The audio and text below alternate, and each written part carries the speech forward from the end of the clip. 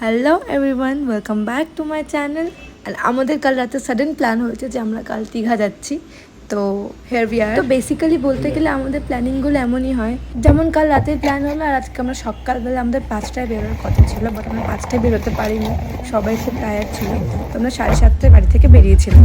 তো আমরা বেরিয়ে একবারে ডিরেক্ট কোলাঘাটে গিয়ে আমাদের চা আর ব্রেকফাস্ট করেছিলাম ওখানেই। দাদা গাড়িতে না, আলু পরোটা আছে, পনির পরোটা আছে,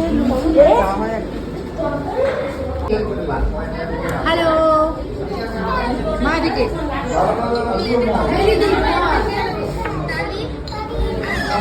তো কোলাঘাটে ব্রেকফাস্ট করে আমরা আর কোথাও দাঁড়াইনি। তারপরে জাস্ট একটা ডাবের দোকান থেকে একটু দাঁড়িয়েছিলাম, দেন তারপর সবাই ওখান থেকে ডাব খেলাম, তারপর কোথাও দাঁড়াই। বাকি পার্টটা তোমরা নেক্সট ব্লগে দেখতে পাবে। Thank you for watching.